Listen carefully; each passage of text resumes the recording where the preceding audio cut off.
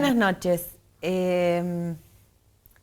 Si seguimos hablando de violencia, de grieta, de esto que nos está conmocionando porque vemos que de lo verbal pasó a lo cotidiano, del chiste de mal gusto pasó al golpe, pasó a que si dobla en U, entonces pierdo mis cabales y lo apuñalo con un cuchillo, o si voy a la escuela y estacionan mal, lo voy a buscar hasta su casa, le pego un tiro, o si estoy por entrar a una cancha de fútbol y tengo un problema de la misma hinchada, del mismo equipo, terminamos también con un muerto.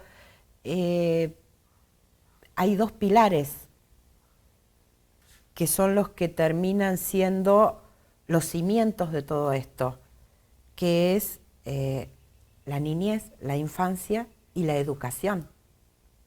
Porque a partir de eso vamos a poder cambiar esta matriz de violencia en la que vivimos. Hay un concejal en la ciudad de Córdoba que está muy preocupado y ocupado en el tema de la violencia que se ejerce sobre las infancias.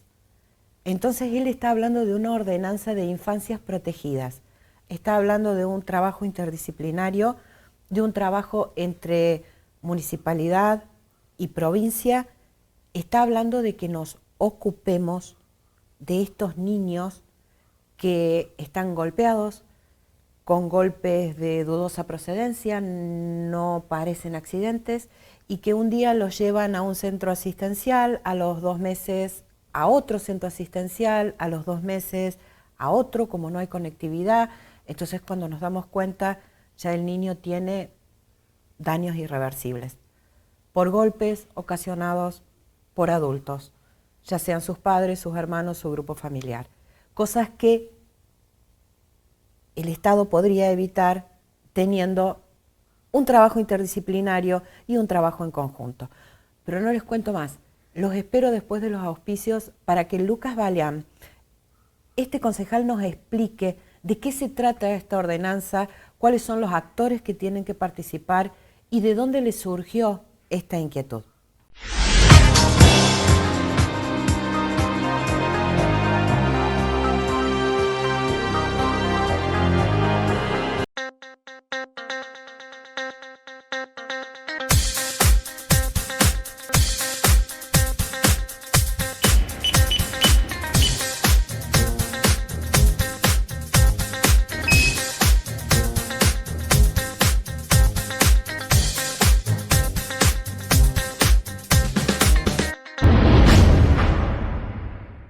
Hoy les venimos a contar cuál es el método de la ultracavitación. Esta es una técnica reductora. La principal finalidad es eliminar los depósitos de grasa acumulados en el cuerpo. Reduce de 2 a 3 centímetros por aplicación. Te esperamos en XL Centro de Salud Estética, Avenida Rafael Núñez 3773. Nos estamos viendo.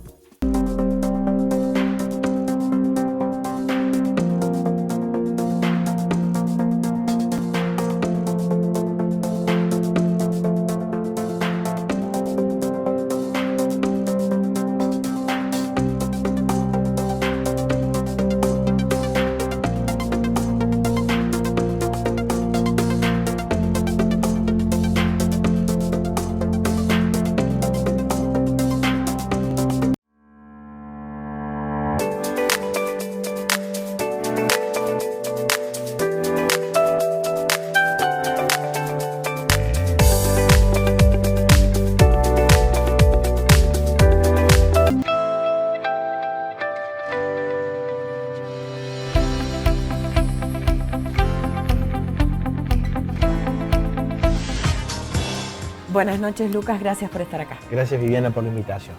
Contame, Lucas, primero que nada, ¿cómo te surge esta inquietud con tu equipo de trabajo? Esta es una idea que nos acercó Javier Fabre, que la empezamos a discutir después de lo que fue este caso paradigmático para todo el país, que fue la muerte de Lucio Dupuy en la provincia de La Pampa. Sí, señor. Que seguramente todos recordamos y vamos a seguir recordando por mucho tiempo. Esta mamá que con su pareja maltrataron tanto al niño que lo terminaron matando. que en la escuela sus maestras, sus docentes se dieron cuenta que hacía los dibujos de la figura humana sin ojos, porque básicamente no quería ver más la situación que estaba viviendo. Y bueno, a partir de ese caso, como te decía, tan paradigmático, nos pusimos a pensar de qué manera, con las herramientas que tiene la ciudad de Córdoba, y en este caso con la responsabilidad que tenemos como concejal de la ciudad, podíamos hacer algún tipo de propuesta en virtud de que estas muertes y estos maltratos pudieran ser evitados. Por esa razón nos pusimos en contacto con diferentes médicos que integran la Sociedad Argentina de Pediatría, con médicos que son quienes forman a sus colegas en los centros de salud municipales, con psicólogos, con pediatras en general, con miembros del Poder Judicial que son a quienes le llegan estos casos, quienes receptan estos casos y muchas veces quienes recetan los cuerpos. Y nos pusimos a pensar de qué manera podíamos organizar bajo una ordenanza, bajo algo que obliga al Estado a actuar, un sistema de alerta temprana para detectar síntomas de violencia y maltrato y abuso en las infancias. Esto fue en el mes de diciembre, estuvimos trabajando durante todo este año y el día viernes presentamos en el Consejo Deliberante finalmente el proyecto de ordenanza. Por supuesto que estamos muy agradecidos a todos los medios y por darnos el espacio, por darnos la posibilidad de contar la propuesta. Porque sí, pero además yo creo que en esto somos una sociedad que tapa mucho, ¿no? Uh-huh. Y uno de repente el fin de semana se encontró con una nota en La Voz del Interior que personalmente no la podía seguir leyendo, uh-huh, por el solo hecho de imaginarme, de ponerle rostro, exacto, a esa barbaridad que estaba leyendo con los 5 o 6 casos que pusieron de ejemplo en la nota. Uh-huh. Esos casos son solamente un puñado. Me imagino. Nosotros nos llega la información de que todas las semanas ocurren este tipo de situaciones en el ámbito de la ciudad de Córdoba y creemos que a través de una formación específica, ahí me meto de lleno en la propuesta, en el proyecto, creemos que a través de la formación específica a todos los equipos de salud que trabajan en los centros de atención primaria de salud, los conocidos como los dispensarios, se podría detectar de manera temprana a aquellos niños y niñas que han sido sujetos de abuso y sujetos de maltrato. No es lo mismo una quebradura que en un niño por caerse de la bicicleta o por caerse de un banco que una quebradura infligida. No es lo mismo un daño que ha sido intencional de un daño no intencional. Existe la especificidad en el conocimiento, claro, para detectar estos síntomas, sin tener que llegar al extremo de que los docentes vean en un dibujo sin ojos la situación que está viviendo la niñez, sino que a través de una formación profunda y constante en cambiar el paradigma de adultocéntrico a un paradigma que haga foco en la niñez, creemos que se pueden evitar este tipo de situaciones en el ámbito de la ciudad.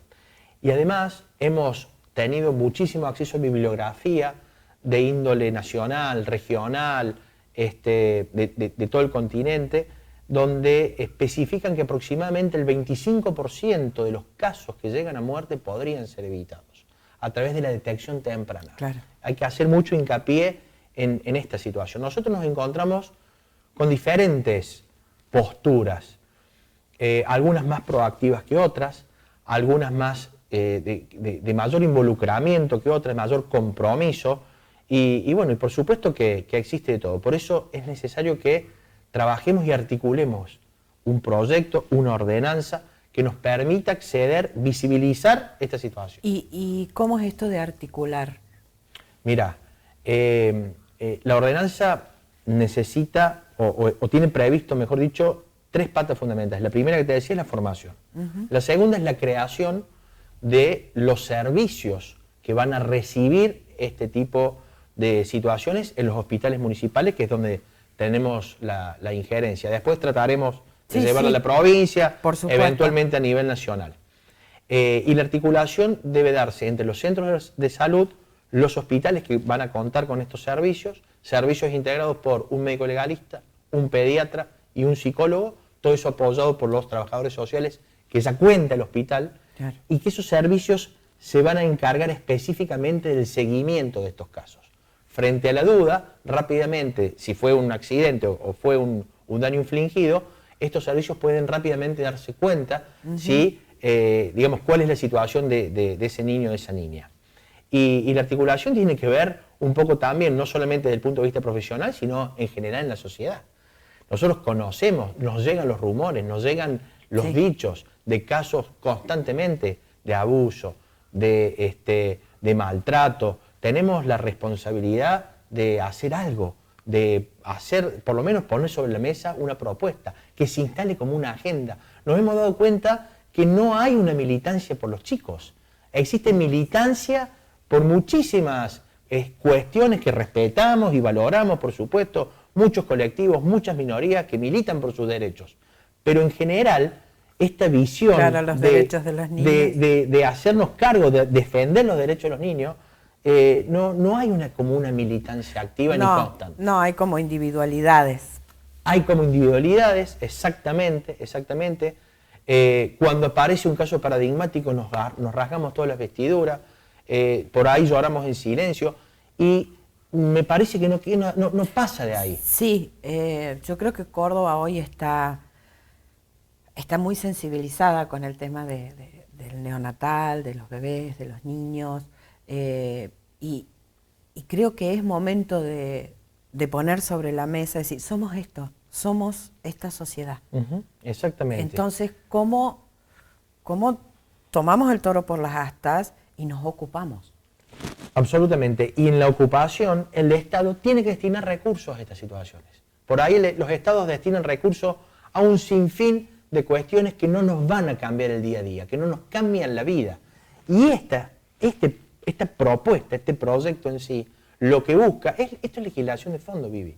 Esto le puede cambiar la vida a la Esto gente. realmente es ponerse en un lugar, muchas veces pensamos para qué están los poderes legislativos, el provincial, el municipal. Bueno, esto es legislación de fondo. Esto es lo que propone es detectar cuanto antes este tipo de situaciones. Sí, porque además cuando no se detecta, según lo que hablaba la nota esta de La Voz del Interior, cuando no se detecta, el niño vuelve a ese lugar. Vuelve, y entonces es revictimizado, exactamente. Ahí está, y es ahí donde esa muerte, que después a lo largo de 2 o 3 meses suele ocurrir, este 25% que se podría haber evitado. Absolutamente, absolutamente. Y eso tiene que ver también con cómo están las instituciones preparadas para contener y para recibir estos casos en particular. Nosotros hemos escuchado durante mucho tiempo, desde que ocurrió lo del neonatal, esta doble victimización de las mamás, en la que no solamente perdían a sus hijos, a sus hijas, sino que también eran maltratadas por el mismo sistema. Bueno, hemos visto también el caso de Blas Correa, donde también se ejerció una violencia institucional en virtud de lo que fueron los tratos posteriores con sus padres. Entonces, como decías vos en tu introducción, hemos naturalizado la violencia, hemos naturalizado el destrato. Esto lo que busca es no solamente que tomemos conciencia, no solamente que entre en agenda, o sea, lo difícil que es que entre. Mira, el domingo nosotros tuvimos un partido de fútbol que fue un superclásico, tuvimos elecciones en Marco Juárez, y pese a eso, esta propuesta logró romper como ese techo de cristal y logró instalarse, repito, gracias al interés de los medios, como una discusión válida, como una discusión legítima. Vamos a seguir trabajando, vamos a seguir profundizando para que continúe. ¿Qué es lo que proponen concretamente con respecto al tema de que hablábamos fuera de cámara, de esta historia clínica digital y de esta interconexión? Porque también eso, digo, Córdoba, hasta en eso nos perjudica tener una urbe tan grande, no solo en la comunicación, sino en esto, es decir, un día esta gente lleva a la criatura a un dispensario que queda en Guiñazú y a los 2 meses lo lleva a un dispensario que queda en Barrio Jardín. Entonces... Absolutamente, y eso también hemos detectado que es una conducta que no solamente ocurre aquí, ocurrió en La Pampa específicamente. Claro. Lucio antes lo llevan a diferentes lugares. Lo había llevado a diferentes lugares. La Municipalidad de Córdoba, en sus más de 100 centros de atención primaria de salud, deberá contar con una historia clínica digital única, que además esté conectada con la provincia. Hoy, solo la mitad de esos dispensarios, de esos centros de salud, cuentan con una historia digital única. Que valoramos que al menos la mitad lo tengan. Quiere decir que ya se está haciendo. Se está trabajando. Sí, por supuesto. Lo óptimo sería que esa red termine de cerrarse para que no tenga orificios, filtros por donde se puedan escapar y por donde claramente se puedan detectar estos niños. La historia clínica digital única es una herramienta fundamental para que este proyecto, en caso de convertirse en ordenanza, tenga éxito y tiene que ver también no solamente con la cuestión de la digitalidad y la cuestión de los centros de atención, sino con la cuestión, y repito, de la formación de la capacitación de todo el equipo de salud. Y hay que hacer hincapié en que es el equipo de salud, porque desde el administrativo que recibe a la familia o a la mamá o al papá con el niño, ahí ya claramente hay síntomas que se pueden detectar. Sí, totalmente. Entonces, y a eso, una pata más que hemos trabajado en el proyecto es un concepto que se llama backlash, que lo hemos incorporado, que no tiene una traducción literal, pero que significa aquella violencia a la que son sometidas los profesionales de la salud.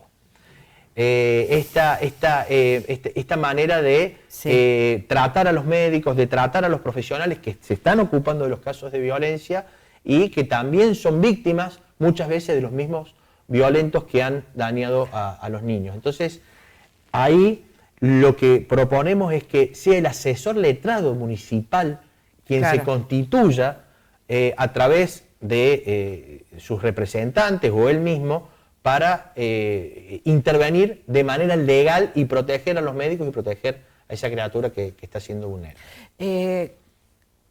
Vos me metiste en la pata legal, Lucas. Esto tendría que tener una especie de dispositivo, de botón de pánico que automáticamente se comunique con la justicia. Nosotros hemos pensado en diferentes alternativas que claramente, en caso de convertirse en ordenanza, deberemos discutir con el secretario de Salud y con la secretaria que actualmente se encarga de los centros de atención primaria, que es Liliana Montero, para ver de qué manera, primero, el sistema recepta, ¿no? Y en base a una rápida evaluación, un scoring, que también estamos proponiendo, se actúa en consecuencia. Esto es, o la derivación al sistema directamente o la derivación a CENAF directamente, de acuerdo a la característica a la calidad del maltrato a la que haya sido sometida la criatura. Eso va a depender claramente de la manera en la que se instrumente la ordenanza. Hemos pensado en diferentes situaciones para que los padres sepan, para los que los padres no sepan. Mira, es un abanico tan amplio, tan grande, que nosotros tomamos esta propuesta como un puntapié inicial, porque realmente, y vuelvo a lo mismo, no puedo creer que no exista, ¿me entendés? Entonces no puedo creer que estemos librados solamente a una responsabilidad por parte del equipo de salud, que está contemplado además no solamente desde el punto de vista legal a nivel nacional, en una ley donde están obligados a hacer la denuncia, pero muchas veces me parece que nos falta y les falta a los equipos de salud esta formación, esta especificidad. Que sea específico sobre eso. Nosotros tuvimos una conversación muy, muy importante con un médico que fue además director del Hospital Príncipe de Asturias, que es José Flores, y llanamente yo le preguntaba, che, José, ¿es muy alocado proponer formación específica en detectar daños? No, Lucas, me dice, porque realmente nosotros estamos formados como médicos para atender a adultos, el pediatra para atender a niños, pero la formación en detectar la violencia, me dice, necesitamos mayor profundidad. Entonces, ¿Y cómo fue recibido esto en el bloque del oficialismo, en los otros bloques? Para ser honesto, y nobleza obliga, yo debo decir que lo conversé con el viceintendente antes de presentarlo el proyecto. Le comenté que el mismo viernes lo presentábamos, está comprometido con esta situación, además sí, sabemos que es médico, que estamos hablando de Daniel Pacerini. Sí, es médico, trabaja hace muchísimos años en barrios vulnerables. Así que está el compromiso por parte de él para ayudarnos a discutirlo, ponerlo en agenda, trabajarlo. Seguramente vendrán también reuniones y conversaciones con el equipo de salud que toma las decisiones en el ámbito municipal, y esto claramente lo hemos planteado por encima de cualquier bandería política, cualquier partido, está muy por encima de la cuestión partidaria, nos involucra y nos sensibiliza y nos interpela como ciudadanos, como representantes, como personas que transitamos esta ciudad y que vemos muchas veces estas injusticias, estos daños y esta violencia. Entonces hay un compromiso de discutirlo, por supuesto de mejorarlo, porque no somos, probablemente haya muchas cosas para corregir, para mejorar. Las devoluciones que hemos tenido por parte de quien es, por ejemplo, la presidenta de la Sociedad Argentina de Pediatría en Córdoba, que es la doctora Cecilia Cuesta, ha sido muy buena. También nos ha ayudado en la casuística, en la conceptualización. Siempre se nos van a escapar cosas, pero... Sí, lo que hay que tratar es que se escapen las menos posible. Pero hemos tratado... ¿Al lado de nada? No, por supuesto. Gracias. Y hemos tratado de involucrarnos y de ir a conversar realmente con los que más saben. Tuvimos conversación con Héctor Pedicino también, que fue durante 10 años presidente de la Sociedad Argentina de Pediatría, que es un médico que tiene inserción en los medios de comunicación, que también se comprometió muchísimo con el proyecto. Él fue el que nos orientó un poco en la creación de los servicios y bueno, con el cual también estamos sumamente agradecidos. Bueno, muchísimas gracias, Lucas. Lo vamos a ir siguiendo al tema desde acá, desde este lugar, primero porque creo que parte de la solución del problema es empezar a verlo y hacernos cargo, ¿no? Así, vivimos en esto. La violencia ha llegado también hasta este punto. Bueno, hay gente que me podrá decir, bueno, pero eso existió siempre, porque la mente humana, porque la maldad, bueno, está bien. Pero se supone que somos una sociedad civilizada, esas cosas deberíamos tratar de mínimamente tener alertas tempranas para evitarlas, ¿no? Este 25% que estamos dejando que se nos escape entre las manos es imperdonable. Y segundo, porque me quedo con esto que dijiste recién, ¿no? En una sociedad tan dividida, tan de naturalizar la violencia, qué bueno que haya algo que nos una a todos y que ese algo sean las infancias, porque es el futuro. Entonces nos comprometemos también a seguirlo y a cuando esté medio frenado o algo, desde este lugar llamar la atención y decir, acuérdense de ese proyecto tiene que salir y bueno, y desde este lugar lo que se puede hacer lo vamos a hacer. Muchas gracias. Muchas gracias a vos. Ya sabemos entonces que, ahí está, ¿ves? Porque él dice, muchas veces hablan de la clase dirigente y para qué están y para qué sirven. Bueno, están para esto también, ¿no? Para pegarnos un sopapo y decirnos, esta es la sociedad que tenemos y esto es lo que tenemos que tratar de hacer para cambiar un poco. Sí, somos esto. Somos padres y madres que maltratan a sus hijos, que los llegan al punto de matar. Bueno, ¿el Estado qué puede hacer en esto? Sí, ya sé lo que me van a decir. Lo que pasa es que a veces también la pobreza existe. Sí, no, nos hacemos cargo absolutamente, también somos eso. Somos una sociedad que tiene una diferencia en deciles entre el más rico y el más pobre, insólita en el mundo, sí. Con una inflación que se nos escapa, sí. Con gente que no llega, no a fin de mes, al fin de semana, sí, tiene razón. Eso no justifica el maltrato, porque si no entramos en el espiral de violencia. Entonces nosotros, como sociedad, como padres, como madres, como maestros, como alumnos, ¿qué hacemos para cambiar eso? Acá hay una propuesta que es netamente técnica, que le corresponde al Estado. Ahora yo le pregunto, ¿cuántas veces usted va caminando y ve que se amarrean a un niño y no hace nada? O que le pegan un sopapo y usted no hace nada. O que lo humillan y usted no hace nada, porque no me voy a meter, cada uno cría a sus hijos como puede. Puede bastante mal entonces, porque lo cría con violencia. ¿Y usted que está atrás de cámara? Pensemos que son el futuro, que son las infancias, que son los chicos. Y si alguno que está detrás de cámara tuvo el infortunio de padecer violencia cuando era niño, trate de no replicarlo, trate de cortar con eso y de cambiar la historia, porque de eso se trata. Desde el lugar que ocupa cada uno, cambiar la historia para que esto mejore. Buena semana, buenas noches.